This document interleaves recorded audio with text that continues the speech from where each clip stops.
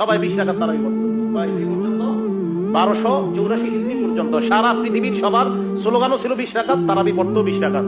1284-তে সর্বপ্রথম স্লোগান ওঠে যে তারাবি 8 রাকাত। এটা কথা মনে রাখবেন। আপনারা যারা 8ও পড়েন, কিন্তু এই কথাটা মনে রাখেন যে 8-এর স্লোগান 1284-র আগে দুনিয়াতেই ছিল না। আরিফ বিন হাবিব খুব ফটর ফটর করেছিল। এটা বলেছে 1264 হিজরির আগে নাকি কেউ 8 টাকা তারাবি এই আন্দোলন নাকি ছিল না।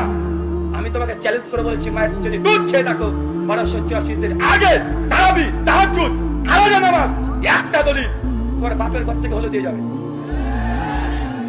এটা 1264 হিজরির আগে, 84 হিজরির আগে কেউ দাবি করে কেউ না। যদি বুকে দাম থাকে তারাবি না তাহাজ্জুদ, একই নামাজ না ভিন্ন নামাজ, এই বাহাসে আরিফ বিন হাবিব ওয়েলকাম, চলে আসো, রাজি আছি। তাই আগে থেকে জানিয়ে দিলাম, পেটি কা কুর্সি, কুর্সি কা পেটি বান লিজিয়ে, রমজান আ রহা হ্যায়, মৌসুম বিগড়নে ওয়ালা হ্যায়। আগে থেকে রেডি হবেন, সময় দিয়ে দিলাম 10 দিন সুযোগ পাবা। একদম স্কুলের ব্যাগ নিয়ে মৌলানা আব্দুল মালিকের কাছ থেকে তারাবি তাহাজ্জুদ এক নামাজ না ভিন্ন নামাজ 10 দিন ক্লাস করতে শুরু করে দাও। 10 দিন পর দেখাবে ইনশাআল্লাহ। ক্লাস করো, একদম শিশু বাচ্চা ছেলে মতো পড়তে চলে যাও 10 দিন।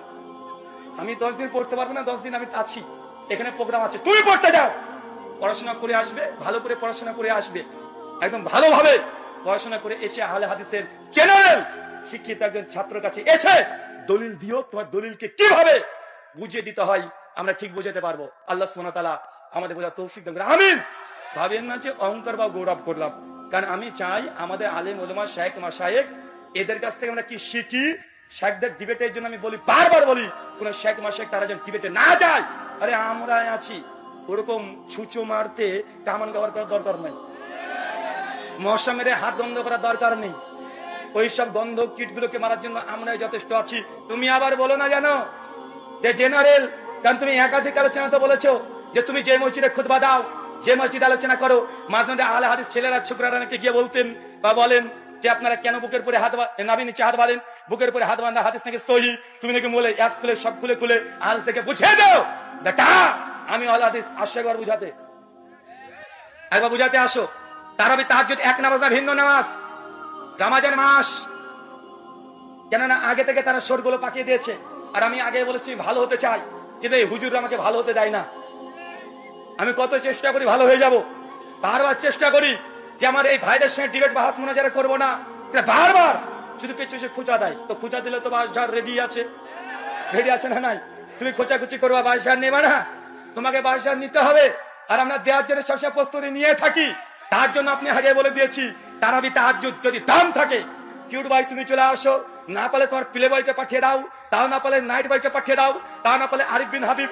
এখনো তার সঙ্গে ভদ্রতা হচ্ছে, যতদিন সে ভদ্রতা দেখাবে।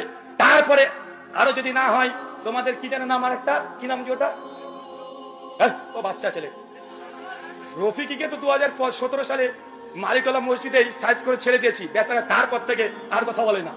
লুৎফর রহমান ফরাজি ও লিস্ট থেকে আউট হয়ে গেছে, ওকে মানে মঙ্গল করে খুঁজতে হবে, ওকে দেখাই যায় না। দেখা যায় আর তামিদুল মাওলা ও গায়েব, অদৃশ্য, ও বৃহস্পতি গ্রহে বসবাস করছে এখন। কিন্তু এখন মাঝে মধ্যে একটু উঠবাই লাভ দিত, অনেকটা কমে গেছে। কিন্তু ইদানিং ফেসবুকে আবার শুরু হয়ে গেছে, বড় শয়তান গুলোকে বেঁধে দেয় রমজান আসে, ছোট শয়তান ওরা কিন্তু খুচাখুচি করবে, করে কি করে না। তাই আগে থেকে জানিয়ে দিলাম,